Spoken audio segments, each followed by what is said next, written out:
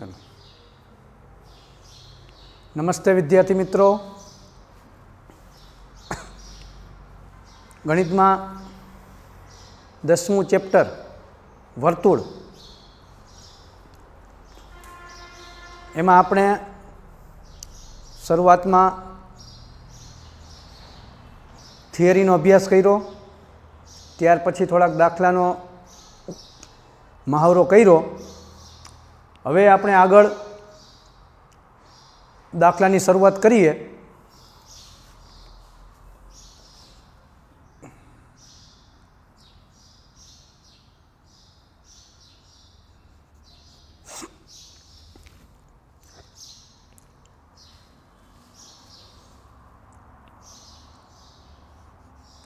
बे समकेंद्री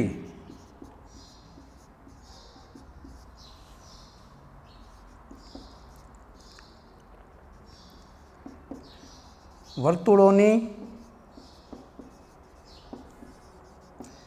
त्रिज्याओ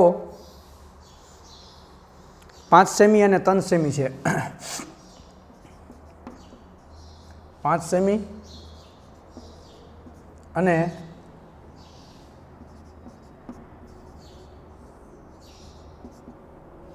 3 semi है।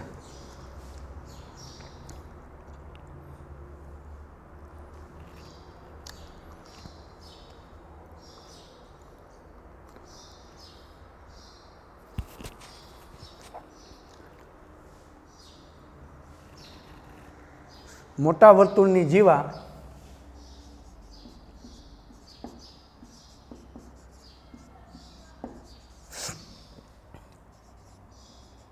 मोटा वर्तुळनी जीवा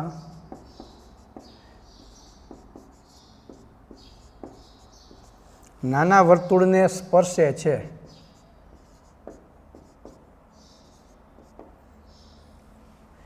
मोटा वर्तुळनी जीवा नाना वर्तुळने स्पर्शे छे तो तेनी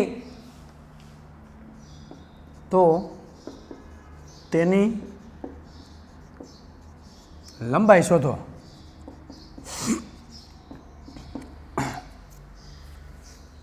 तो तेनी लंबाई शोधो। हवे दाखलानी रकम उपरथी आपणे बे समकेंद्री वर्तुळोनी त्रिज्याओ 5 सेमी अने 3 सेमी छे। बे समकेंद्री वर्तुळो एटले जेनुं केंद्र एक ज त्रिज्या अलग होय तेवा वर्तुळोने समकेंद्री वर्तुळो कहेवाय। जेनुं केंद्र एक ज होय, नानुं वर्तुळ अंदर होय एनुं जे केंद्र होय ए ज केंद्र मोटा वर्तुळनुं होय।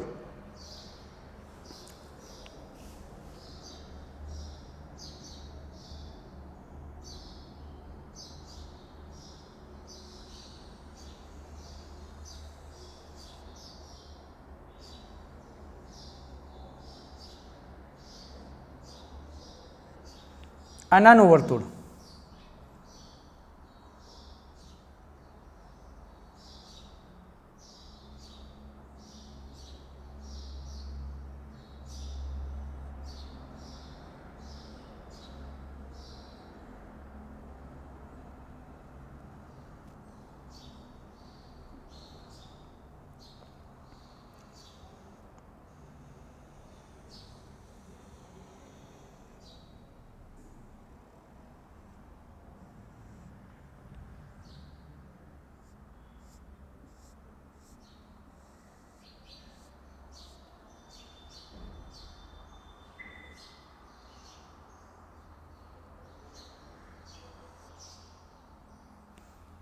અને બહારનું છે એ મોટું વર્તુળ, પણ બેયનું કેન્દ્ર તો એક જ આવશે વચ્ચે।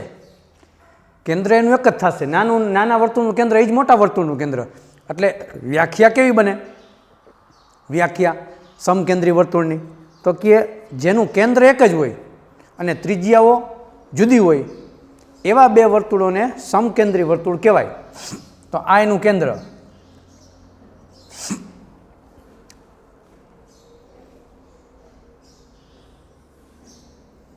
એકનું કેન્દ્ર C1 મૂકી, બીજાનું કેન્દ્ર C2 આપણે નામ આપવું હોય તો। પણ હવે આગળ બીજું એ કહે કે એની ત્રિજ્યાઓ 5 સેમી અને 3 સેમી, એટલે મોટા વર્તુળની ત્રિજ્યા 5 સેમી લેવાની, નાના વર્તુળની 3 સેમી લેવાની. મોટી ત્રિજ્યા હોય એ મોટા વર્તુળની હોય, નાની ત્રિજ્યા છે એ નાના વર્તુળની હોય. તો ત્રિજ્યાઓ 5 સેમી અને 3 સેમી છે. બીજું એમ કહે છે કે મોટા વર્તુળની જીવા નાના વર્તુળને સ્પર્શે છે. હવે મોટા વર્તુળની જીવા આપણે એવી દોરવી પડે, મોટા વર્તુળની જીવા કે જે નાના વર્તુળને સ્પર્શ કરતી હોય. વ્યાસ નથી કીધો, યાદ રાખજો, જીવા. એટલે એ પાછી નાનાને સ્પર્શ કરે, એટલે નાનાને સ્પર્શ કરે અહીંયા જ આપણે દોરવી પડે. આ નાના વર્તુળને સ્પર્શ કરતી ગઈ આ જીવા.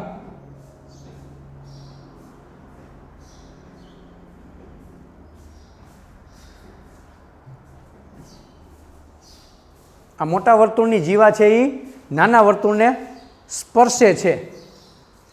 તો આ જીવાની લંબાઈ આપણને કઈ રીતે મળે એ આપણે શોધવાનું હોય. તો ચાલો હવે આપણે આમાં નામકરણ પહેલાં કરી દઈએ.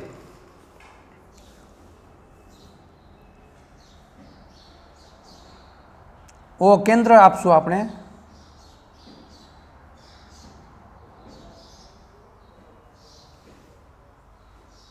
હવે એક ત્રિજ્યા નાના વર્તુળની આમ ઊભી દોરશું અને મોટા વર્તુળની ત્રિજ્યા આ છેડે જવા દઈશું. ત્રિજ્યા તો ગમે ત્યાં સરખી જ હોય ને, વર્તુળની ત્રિજ્યા ફરતે સરખી હોય. કેન્દ્રથી વર્તુળ પર જે અંતર હોય એને વર્તુળની ત્રિજ્યા આપણે કહી. એ બધી જગ્યાએ સરખી હોય. આ કેન્દ્રથી ફરતે અંતર મોટા વર્તુળનું કહે. અહીંયા એટલી થાય, અહીંયા એટલી થાય, અહીંયા એટલી થાય. આ જગ્યાએ સરખી, અહીંયા સરખી, અહીંયા સરખી, બધે સરખી જ થાય. તો આ જીવા છે એ આ ત્રિજ્યા છે એ મોટા વર્તુળની, આ મોટા વર્તુળની ત્રિજ્યા, અને આ જે છે એ નાના વર્તુળની.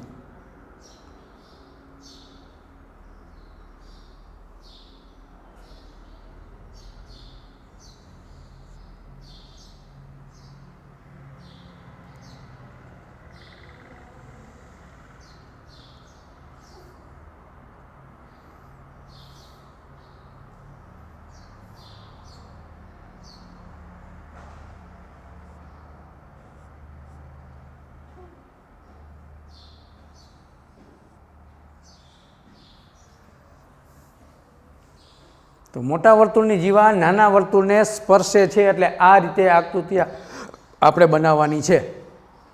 પેલું મગજમાં એ હોવું જોઈએ. અને જીવા જે છે આ એને નામ આપી દઈએ આપણે AB.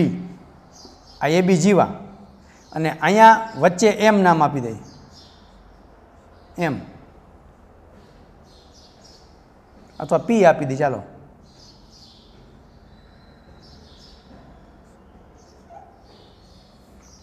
વચ્ચે નામ P આપી દે. હવે આનું વર્ણન આપણે કેવી રીતે કરશું?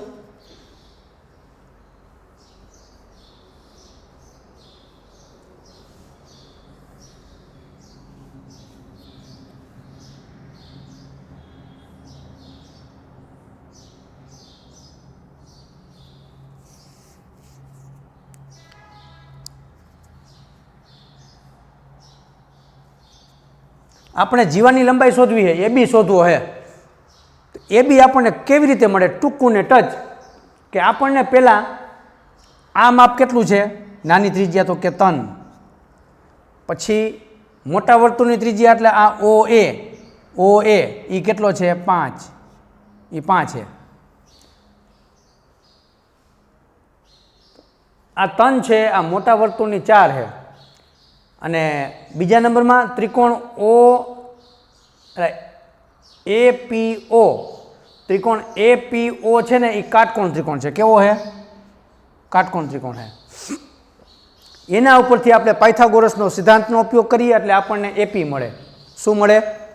AP મળે તો APનો ડબલ આપણો AB હોય. APનો ડબલ AB હોય. આ એક આપણી પહેલી પ્રાયોરિટી છે, યાદ રાખજો. આ દાખલો 2 ગુણમાંય પૂછાય અને સંક્ષિપ્તમાં હેતુલક્ષીમાં પણ પૂછી નાખે.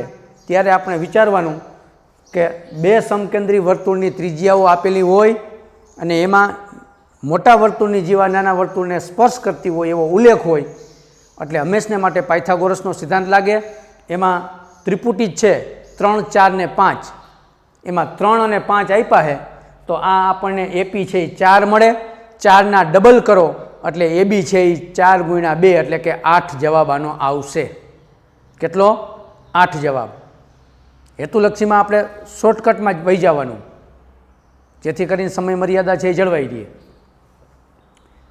તો 3, 4 ને 5ની ત્રિપુટી હોય તો આ 4 મળે, 4ના ડબલ કરો એટલે એબી છે એ 8 મળશે. આ આપણો શ્યોર જવાબ છે. પણ આપણે ગણતરી કરવાની આવે, 2 ગુણનો દાખલો પૂછાય તો આપણે કેવું પડે કે અહીં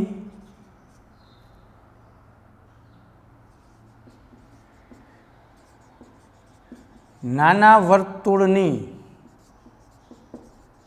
ત્રિજ્યા કોણ છે? ઓપી. ઓપી બરાબર 3 સેમી. પછી મોટા વર્તુળની ત્રિજ્યા ઓએ, ઓએ બરાબર 5 સેમી. 5 સેમી. બે ત્રિજ્યાના નામ આપી દીધા. પેલું કામ એ કરવાનું. પછી જીવા કોણ છે? મોટા વર્તુળની જીવા એબી. મોટા વર્તુળની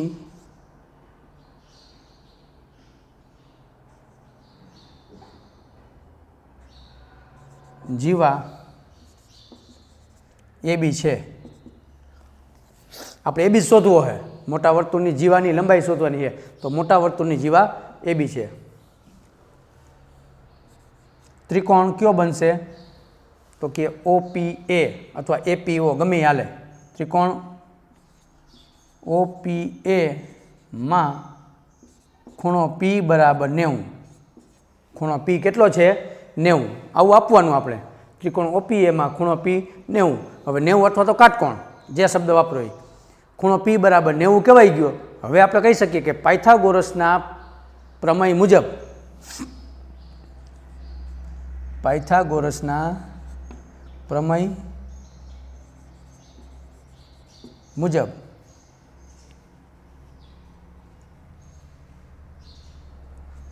કર્ણનો વર્ગ બરાબર બાકીની બે બાજુના વર્ગોનો સરવાળો. કર્ણ કોણ બનશે? 90ની સામે કર્ણ હંમેશા આ ઓએ. તો ઓએનો વર્ગ બરાબર ઓપી વર્ગ વત્તા એપી વર્ગ. ઓએ વર્ગ કેટલો છે? 5નો વર્ગ. માટે 5નો વર્ગ બરાબર ઓપી એટલે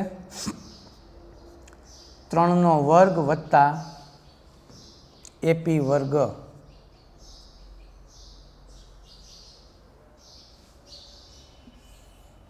માટે 5નો વર્ગ એટલે 25 બરાબર 3નો વર્ગ 9 વત્તા એપી વર્ગ. માટે 25 માઇનસ 9, આમ ડાબી બાજુ 9 જાય એટલે માઇનસ. 25 માઇનસ 9 બરાબર એપી વર્ગ. માટે અહીંયા થઈ છે 16. 16 બરાબર એપી વર્ગ કયો કે એપી વર્ગ બરાબર 16 કયો? એપી વર્ગ બરાબર 16. માટે એપી બરાબર 16નું વર્ગમૂળ 4. એપી આવ્યો 4 સેમી. આપણને એપી મળ્યો. મેં તમને કીધું ને કે પાયથાગોરસમાં કોઈ પણ બે બાજુના માપ આપ્યા હોય તો ત્રીજી બાજુ જળે. કારણ કે પાયથાગોરસનો પ્રમેયનો સિદ્ધાંત જ છે કે કર્ણનો વર્ગ એટલે કે 90ની સામેની બાજુ જે મોટી હોય, સૌથી કાટકોણ ત્રિકોણમાં સૌથી મોટી બાજુ હંમેશા કર્ણ હોય. તો મોટી બાજુ એટલે કે કર્ણનો વર્ગ બરાબર બાકીની બે બાજુ જે કાટખૂણો બનાવતી હોય એ બાકીની બે બાજુના વર્ગોનો સરવાળો. બે સરખા થાય. એક બાજુ કર્ણનો વર્ગ અને એક બાજુ બરાબર કરીને એક બાજુ બાકીની બે બાજુના વર્ગોનો સરવાળો. બે સેમ એટલે કે બે સરખા હોય. તો એપી 4 આપણને આ એપી 4 મળ્યો. મેં યાદ તમને કરાવ્યું હતું કે ત્રિપુટી જ છે. 3, 4, 5ની ત્રિપુટી એટલે 4 જ મળે. 3 ને 5 છે એટલે કઈ ઘટે છે? 4 ઘટે છે તો 4 જ મળે. જે ઘટતું હોય એ માપ મળે. તો 4 મળે તો એબી આખો કેટલો થાય? તો કે 2 ગુણ્યા એપી. 2 ગુણ્યા એપી.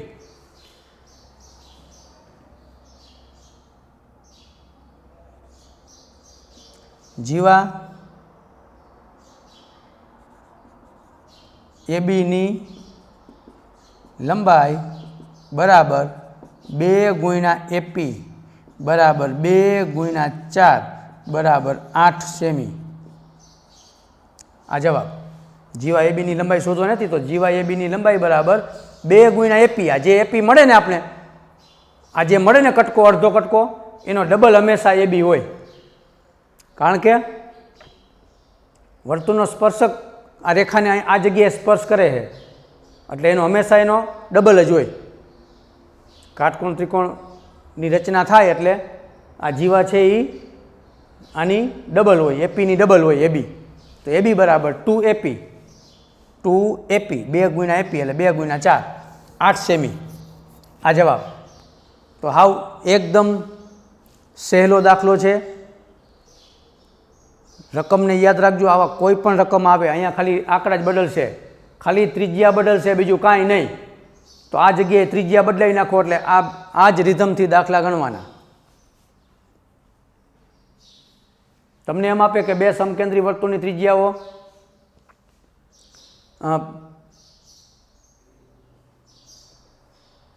5 અને 12 કીએ તો 5, 12 ને 13 ની ત્રિપુટી છે, તો અહીંયા તમને કર્ણ છે 13 મળે, તો એમાં તમને કર્ણ 13 મળે। 5, 12 ને 13 ની ત્રિપુટી છે, એમાંથી સોરી કર્ણ તો આપેલો હોય, આ મોટી ત્રિજ્યા છે ને એમાં તમને 2 આપ્યા હોય, તો અહીંયા આ એપી જડે તમને, એપી જડે તમને એમ કહે કે 5 અને 13, તો આ 5 હોય અને આ 13 હોય મોટી ત્રિજ્યા, તો 5 ને 13 આપ્યા હોય તો 12 ઘટે છે ત્રિપુટીમાં, તો આ 12 મળે। 12 મળે તો એના ડબલ એબી કેટલો હોય? 24। એબી કેટલો મળે આપણને? 24 મળે। તો આ રીતે દાખલા છે એ આપણે ગણવાના છે।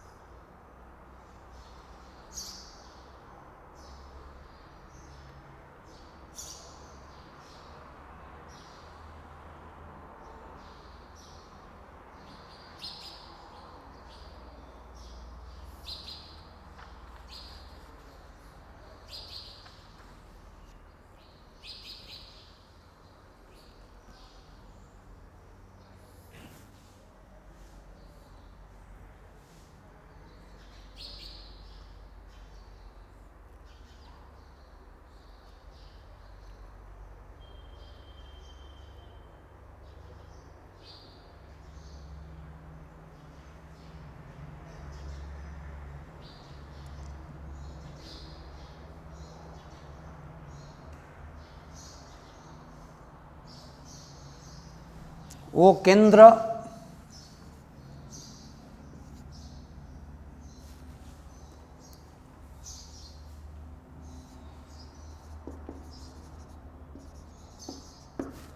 ઓ કેન્દ્ર અને 5 સેમી ત્રિજ્યાવાળા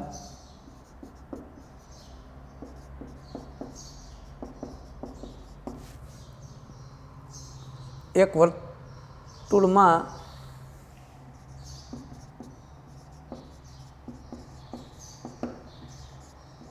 જીવા પીક્યુની લંબાઈ 8 સેમી છે.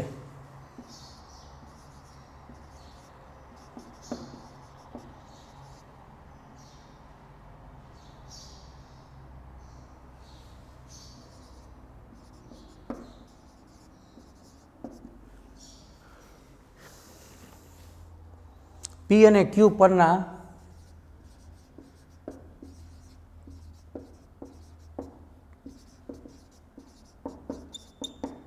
સ્પર્શકો ટી બિંદુમાં છેદે છે.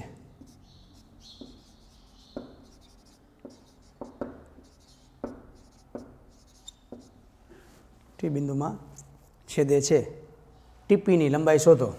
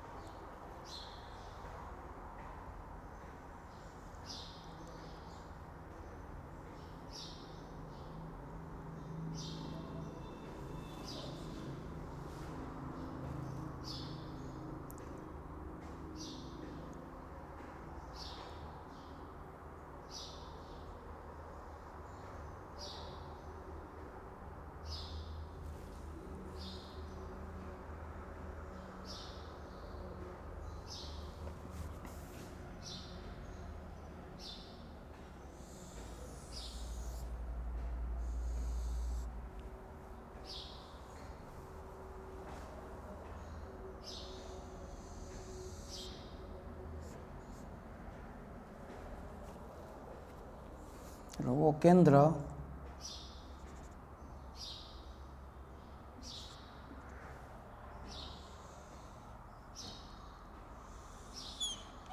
બે ત્રિજ્યા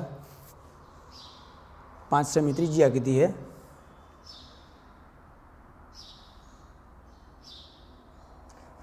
ઓ કેન્દ્ર 5 સેમી ત્રિજ્યાવાળા એક વર્તુળમાં જીવા પીક્યુ જીવા કીધી है. જીવા તો આપણે ગમે દોરી હાકી.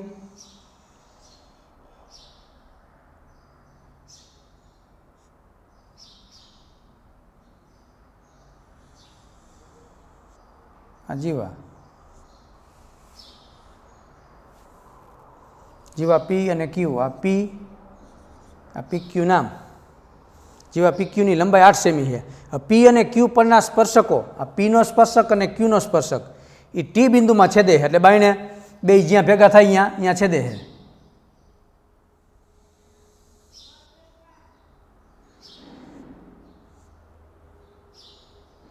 પી અને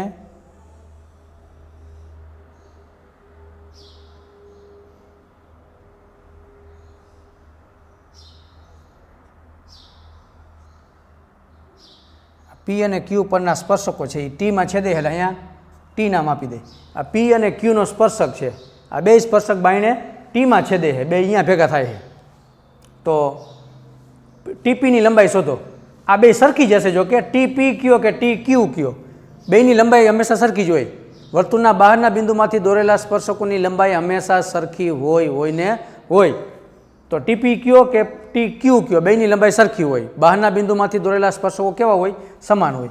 હવે એને એમ કીધું છે કે 5 સેમી ત્રિજ્યા એટલે આ 5 હોય, આ 5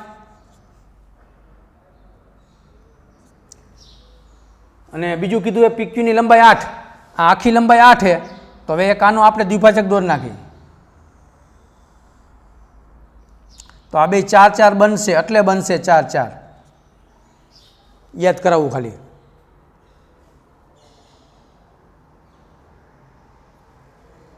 હવે આપણે કહેતા જાય કે ઓટી છે ને, ઓટી એ પીક્યુનો લંબ દ્વિભાજક છે.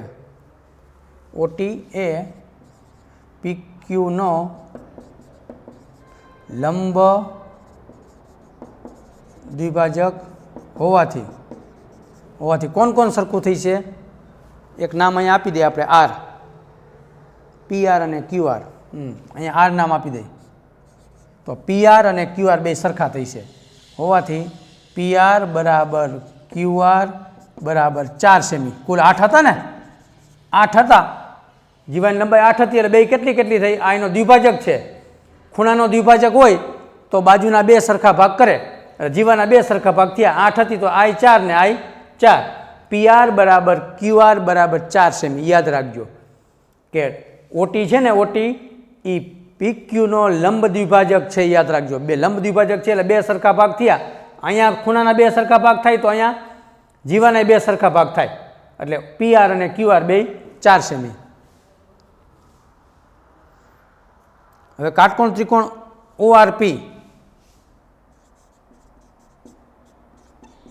કાટકોણ ત્રિકોણ ORP માં ખૂણો R 90, પાયથાગોરસ પ્રમેય મુજબ કર્ણ કોણ બનશે? OP નો વર્ગ. OP નો વર્ગ બરાબર OR નો વર્ગ વત્તા PR નો વર્ગ. OP નો વર્ગ છે 5, 5 નો વર્ગ બરાબર OR શોધવાનો છે અને PR તો કે 4, 25 બરાબર OR નો વર્ગ વત્તા 16. OR નો વર્ગ બરાબર 25 માઇનસ 16. OR નો વર્ગ બરાબર 9 માટે OR બરાબર 3. ચાલો, પાયથાગોરસ પ્રમાણે આપણે ગણતરી કરી, આપણને OR 3 મળ્યો. કેટલો મળ્યો? 3. OR 3 મળ્યો. હવે ત્રિકોણ OPT અને ORP, ત્રિકોણ OPT અને ત્રિકોણ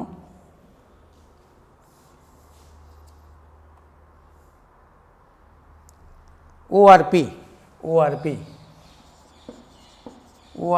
માં આ બેયમાં OPT જો OPT અને ORP OPT અને ORP અને ORP માં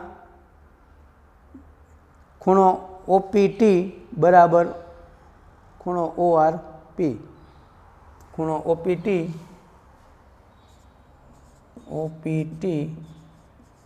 અને ખૂણો ORP, OPT અને ORP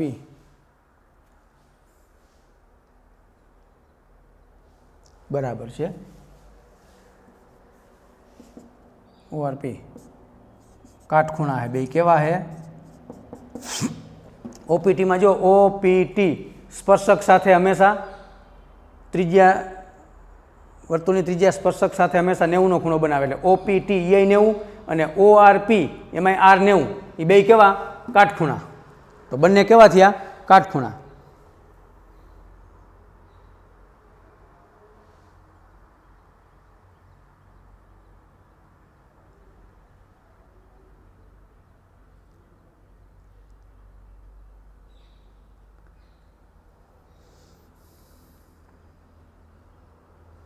તો ખોખુ શરત મુજબ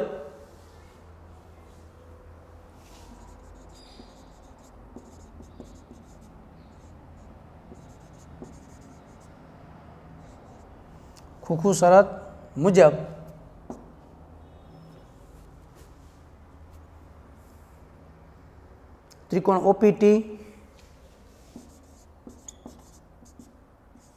OPT સમરૂપ ત્રિકોણ ORP,